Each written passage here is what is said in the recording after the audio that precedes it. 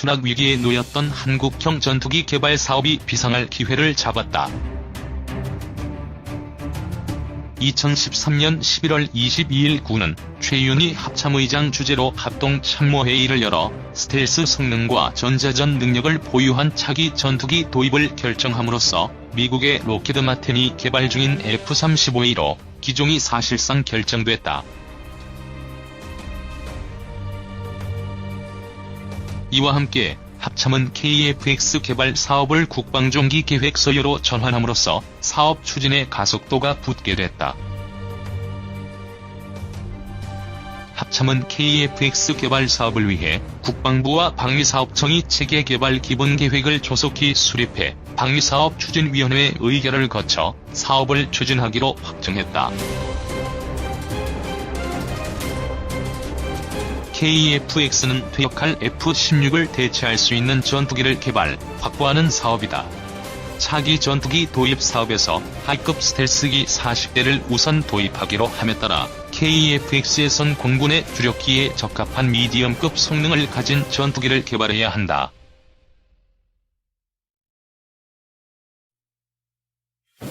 군은 2022년께 KF-X 개발을 끝내고 2023년부터 전력화할 계획인 것으로 알려졌다.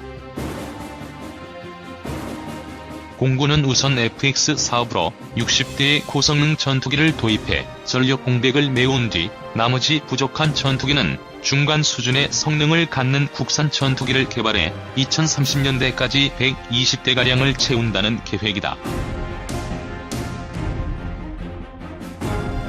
KF-X 사업은 노무현 정부 때 3번의 타당성 조사를 했지만 번번이 미흡하다는 결과가 나왔다.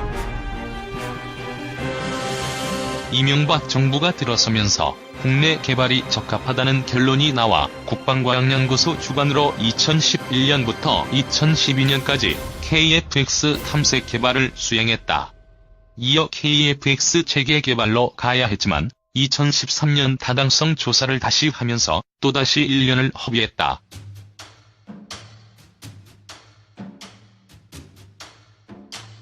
장조원 한국항공대 교수는 과거 공군은 국산 전투기 개발에 소극적이었지만 지금은 적극 찬성하고 있다면서 공군은 기본 훈련기인 KT-1과 고등 훈련기인 T-50을 운용해온 사용자로서 우리의 항공기 개발 능력을 알고 있기 때문이라고 했다.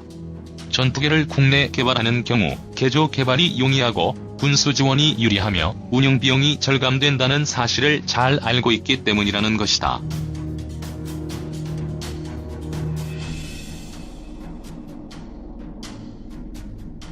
코디즈 대응 위해 KF-X 개발 서둘러야. 2013년 9월 24일 방추위는 전체 회의를 열어 차기 전투기 기종 결정을 재검토하기로 하는 한편 한국형 전투기 사업을 중기계획 사업으로 정해 조속히 추진키로 했다. 위원회 위원장인 김건진 국방장관이 안건을 상정하는 모습.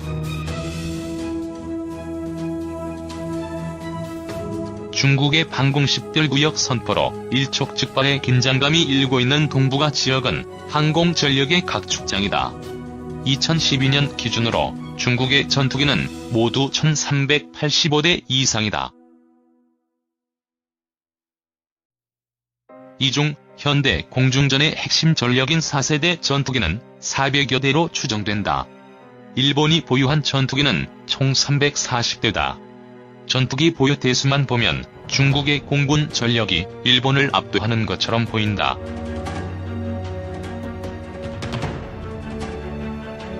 하지만 실상은 그렇지 않다. F-15와 F-2 지원 전투기를 포함한 일본의 4세대 전투기는 277대에 달한다. 구형 3세대 전투기는 F-4EJ 63대뿐이다.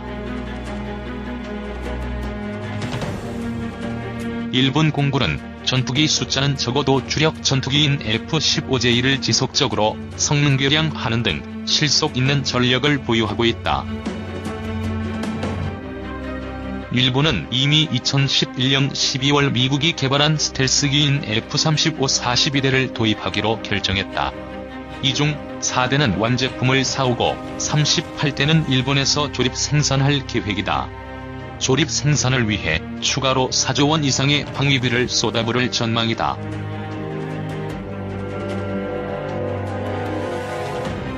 북한 공군력은 질보다 양이다. 국방부가 펴낸 2012 국방백서에 따르면 북한의 전투기는 860여 대로 돼 있으나 실제로는 전투기와 공격기를 합쳐 520여 대에 불과한 것으로 추산된다.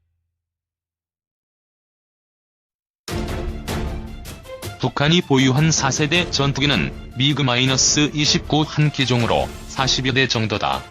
3세대 전투기까지 포함해도 100대를 넘기 어렵다. 나머지는 대부분 1960년대 기술로 제작한 2세대 전투기다. 한국 공군의 전투기는 모두 468대로 북한보다 질적인 면에서 우세를 보이고 있다. 이 중 4세대 전투기는 F-15K와 KF-16CD를 합쳐 230여 대에 달한다. 나머지 절반은 3세대에 해당하는 F-42와 F-52F다. 중국과 일본에 비교하면 현저하게 열세다.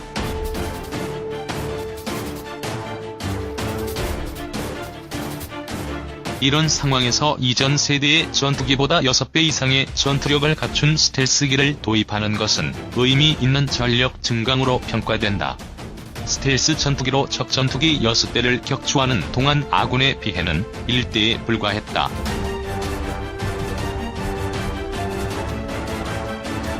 특히 F-22는 2006년 가상 공중전 훈련에서 적기를 144대나 격추시키는 동안 단 한 대도 격추되지 않았다고 한다. F-22의 후속 기종인 F-35는 5세대 전투기에 가장 발전한 기술을 적용한 스텔스기다. 독도와 이어도 등 동북아에서 영토 문제가 부각됨에 따라 전문가들은 한국의 KF-X 사업도 속도를 내야 한다고 충고한다.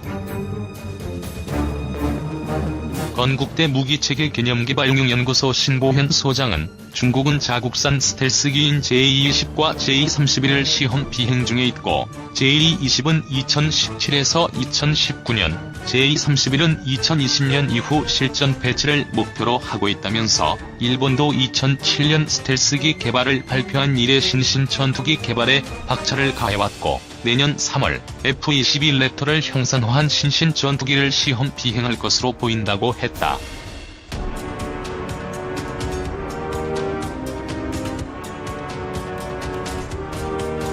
신 소장은 이어도 문제 등 대북 대응 능력을 넘어 러시아, 중국, 일본 등과의 동북아 지역 분쟁에 적극적으로 대처하려면 KF-X 개발을 서두르는 방법밖에 없다면서 독자적 능력 갖추려면 특수임무를 띠는 F-35와 같은 스텔스기를 보유하는 한편 평시 임무에 특화된 4세대 전투기를 대량으로 확보해야 한다고 했다.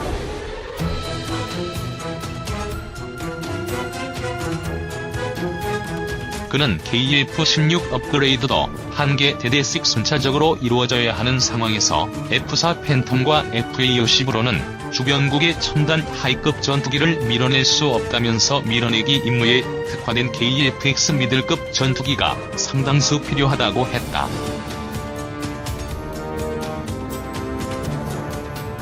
일본 항공자위대의 스텔스 전투기 신신의 모형 2014년 3월 시험 비행 예정이다.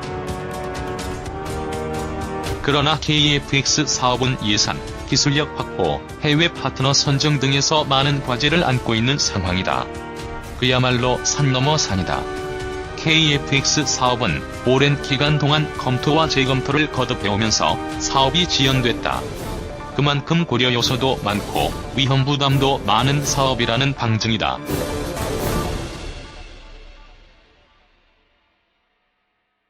2011년부터 2년간 국방과학연구소 주관으로 500억 원을 투입해 KF-X에 대한 탐색 개발을 수행했다. 2012년 말 ADD가 탐색 개발 결과를 발표하자 한국국방연구원에서는 여러가지 문제점을 지적했다. 예산, 국내 기술 수준, 해외 시장 개척, 해외 기술 협력, 개발 항공기의 요구 성능 등이 문제점으로 지적됐다. 이 가운데 예산과 해외 수출 문제 등 정치적으로 풀어야 하는 문제들을 제외하고 항공기의 요구 성능, 개발 방안, 해외 기술 협력 문제 등은 국방부와 방사청이 주도적으로 나서면 해결할 수 있는 문제들이다. 전문가들은 개발 항공기의 작전 요구 성능 문제는 공군에서 제시하고 합참에서 검토 승인한 것을 우선적으로 존중해야만 한다고 지적한다.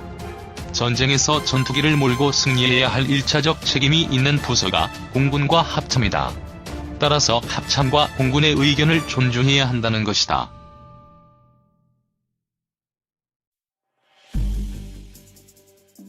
최근 KF-X 사업과 관련 이른바 춘추 전국시대의 상황이 벌어지고 있다.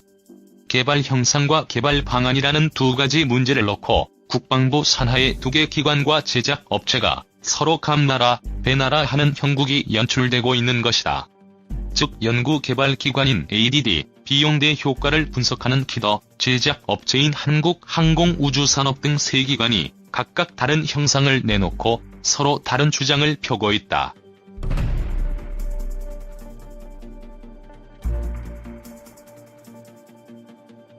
KF-X의 탐색 개발을 주관한 ADD는 항공기 기체는 카이, 전자장비는 LIGN-X1의 하청을 맡겼다. ADD는 스웨덴 국방부 산하 스웨덴 국방연구소와 그리펜 전투기를 개발한 사부사의 컨설팅을 받기도 했다.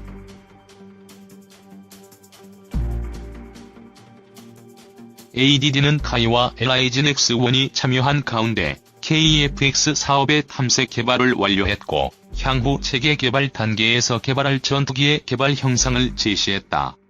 ADD는 합참과 공군의 ROC를 충족하는 C-103이라는 기체 형상을 만들었다.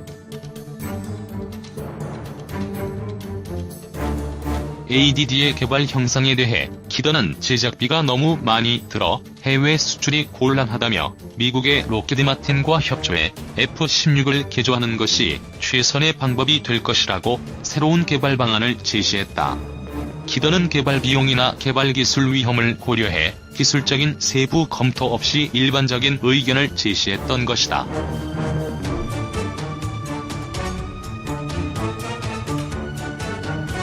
정부의 예산에 KF-X 사업의 포함 여부가 불확실해지고 기관 사이의 의견이 분분한 가운데 이번에는 정부의 체계 개발 주계약 업체인 카이가 독자적인 개발 형상을 제시하고 나섰다.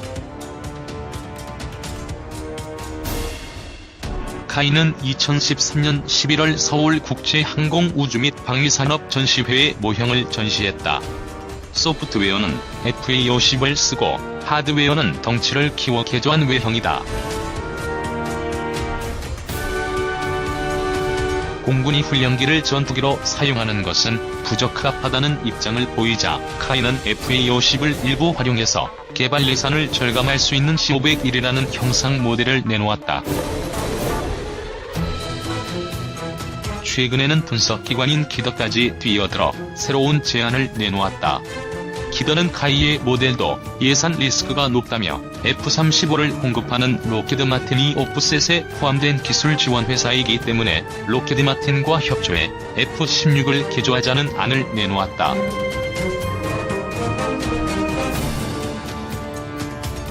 공군의 한 관계자는 ADD의 탐색 개발 결과에 문제가 있으면 방사청에서 의견을 수렴해서 ADD로 하여금 탐색 개발 결과를 보완토록 해야지 저마다 새로운 개발 형상을 각자 공개하고 홍보하는 것은 사업에 혼선을 줄 수 있다며 한국에서는 ADD가 무기체계 관련 최고의 전문기관이고 KF-X는 방사청과 ADD가 적극적으로 나서야 할 일이라고 했다.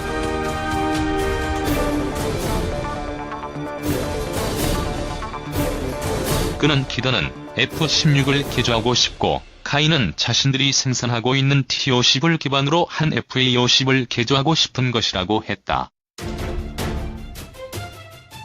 그는 만약 키더의 방안대로 F-16을 개조해 KF-X 사업을 한다면 처음 KF-X를 시작했던 취지가 무색해지고 미국에 대한 기술 종속 문제가 그대로 남게 될 것이라며 공군은 ROC에 충실한 ADD 안을 선호하고 있고 지난번 합참 발표 때도 공군의 작전 요구사항을 그대로 수용하는 것으로 확인했다고 했다.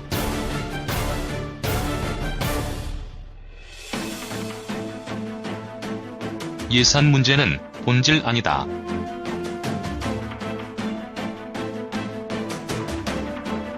전문가들은 KF-X 사업의 궁극적인 목적이 공군의 전력 증강이라고 입을 모은다.